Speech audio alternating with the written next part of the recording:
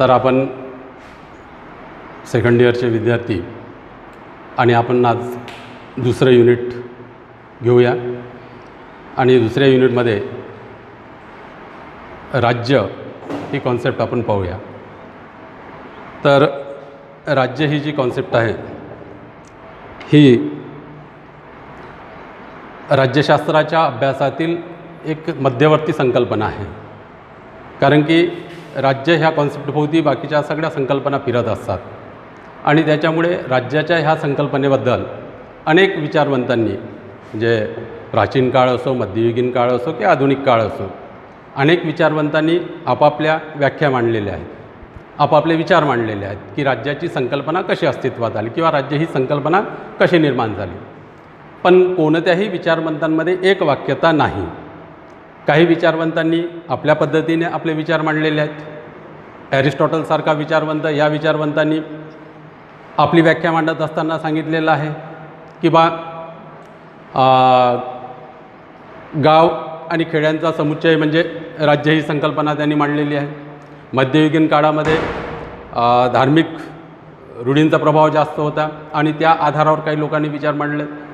त्याच्यानंतर मग आधुनिक युग आणि या आधुनिक युगामध्ये नवीन विचारवंतांनी आपले विचार मांडलेत आणि आज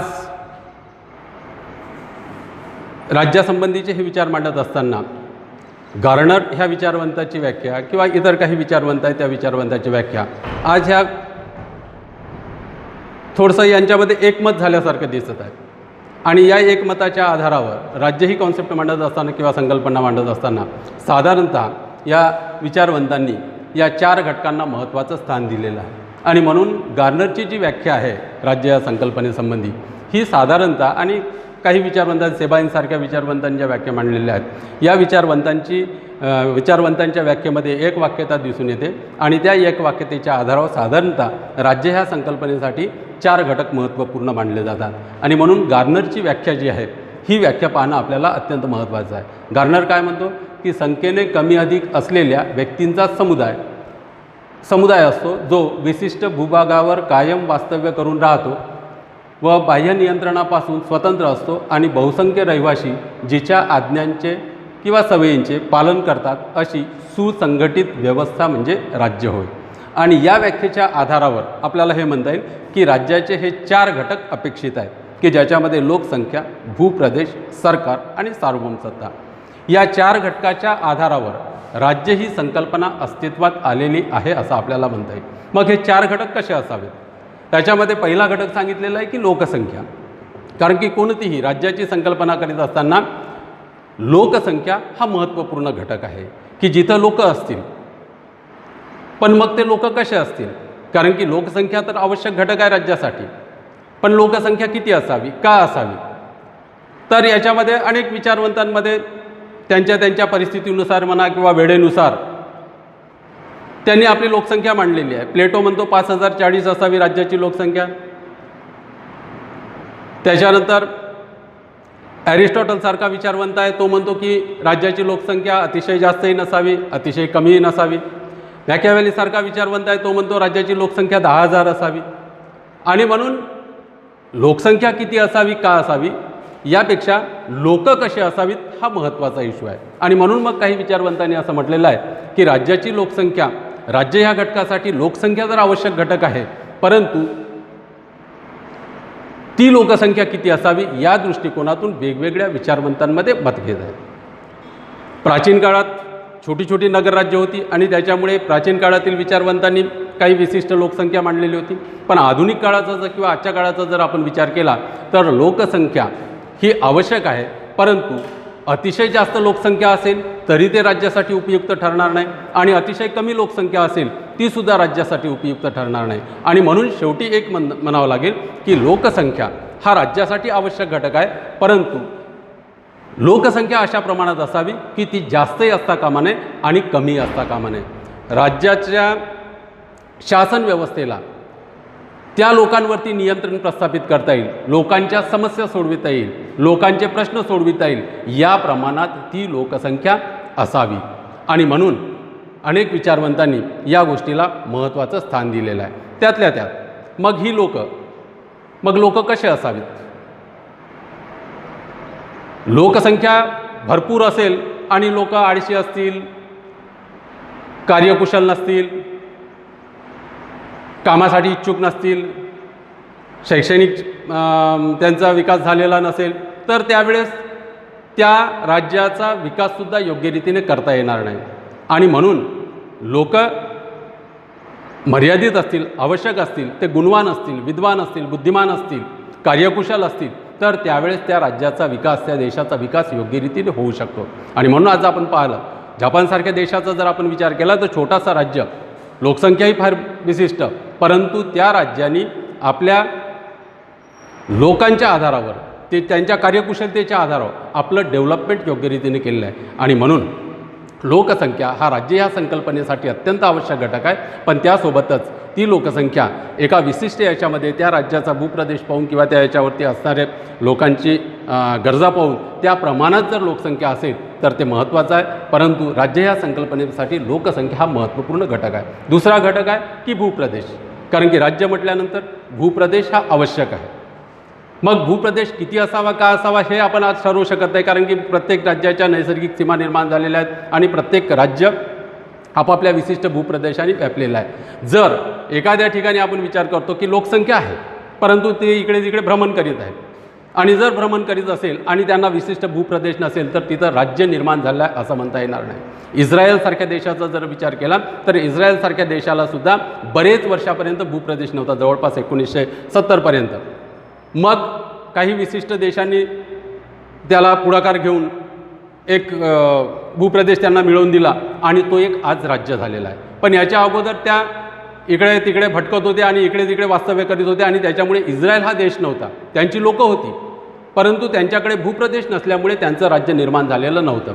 परंतु नंतर 1970च्या नंतर साधारण त्यांना एक राज्य मिळालं, एक भूप्रदेश मिळालं, आणि भूप्रदेश मिळाल्यामुळे आज ते तिथं कायम वास्तव्य करून आहे आणि आज तो एक देश म्हणून नावारूपास आलेला आहे, एक प्रगत देश म्हणून नावारूपास आलेला आहे.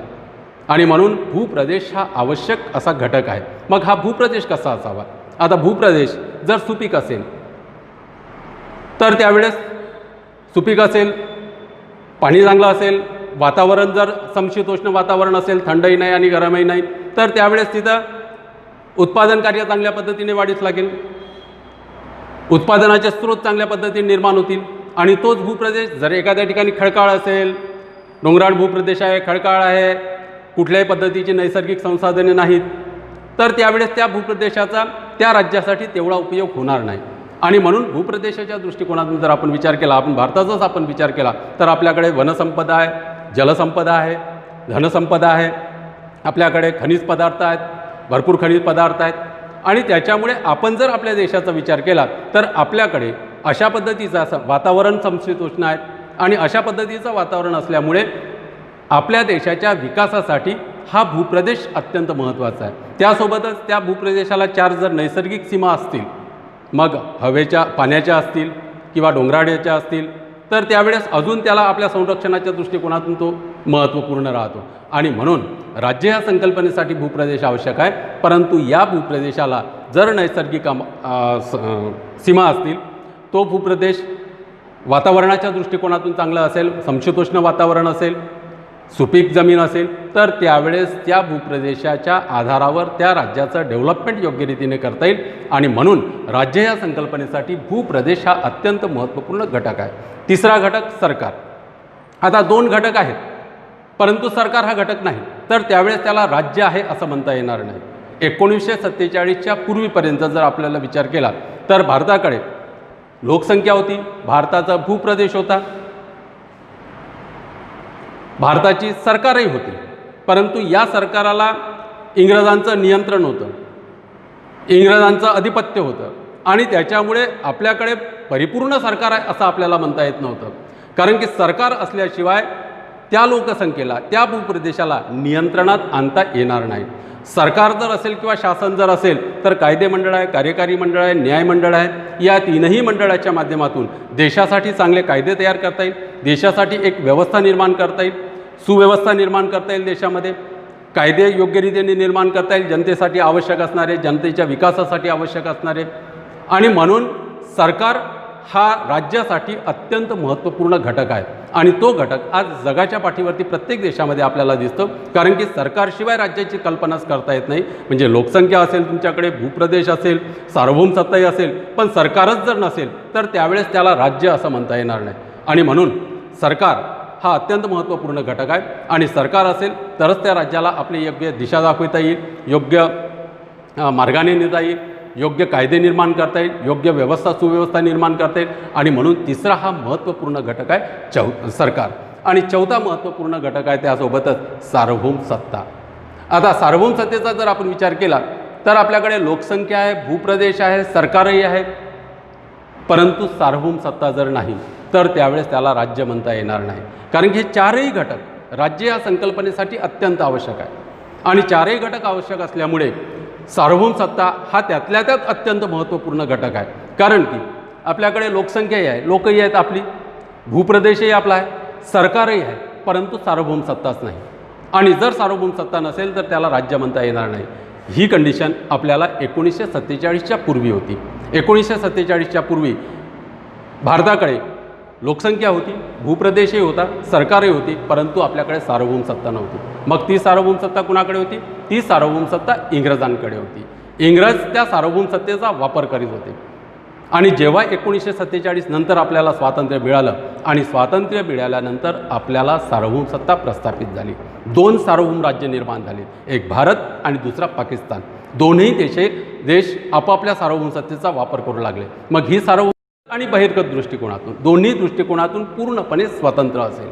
देशाच्या अंतर्गत कायदे निर्माण करण्याचा, देशाच्या अंतर्गत शासन व्यवस्था निर्माण करण्याचा, देशाच्या अंतर्गत पूर्ण निर्णय घेण्याचा अधिकार या सार्वभौम सत्तेच्या आधारावर त्या राज्याला असेल. आणि बहिर्गत सार्वभौम सत्तेचा जर आपण विचार केला तर देशाच्या बाहेर निर्णय घेण्याचा, की बा अमेरिकेशी कसे संबंध ठेवायचे आहेत, जपानशी कसे संबंध ठेवायचे आहेत, इंग्लंडशी कसे संबंध ठेवायचे आहेत, कोणत्याही देशाशी असो, कोणता तह करायचा आहे, कोणता करार करायचा आहे, हे सर्व निर्णय घेण्याचा अधिकार या सार्वभौम सत्तेच्या माध्यमातून त्या राज्याला प्रस्थापित होत असतो. आणि म्हणून सार्वभौम सत्ता हा अत्यंत महत्त्वपूर्ण घटक आहे. जर सार्वभौम सत्ता नसेल तर त्याला परिपूर्ण राज्य म्हणता येणार नाही. जसं 1947च्या पूर्वी भारताकडे हे 3ही घटक होते, परंतु सार्वभौम सत्ता नसल्यामुळे भारताला परिपूर्ण राज्य म्हणता येत नव्हतं. 1947 नंतर भारत परिपूर्ण राज्य झाला. आणि आज आपण आपल्या देशाच्या अंतर्गत आणि देशाच्या बाहेर कोणतेही निर्णय घ्यायचे असतील तर ते आपल्या पद्धतीने घेतो. आपण आपल्याला जे योग्य वाटतात, सैन्य व्यवस्था वाढवायची आहे, मिलिटरीसाठी काही गोष्टी आणायच्या असतील, देशाच्या अंतर्गत कोणताही, मग GST सारखा कायदा असो की 370 कलम रद्द करायचा कायदा असो की कोणत्याही गोष्टी असो, हे पूर्ण निर्णय घेण्याचा अधिकार आपल्या सार्वभौम सत्तेला प्रस्थापित झालेला आहे. आणि म्हणून सार्वभौम सत्ता हा अत्यंत महत्त्वपूर्ण घटक आहे.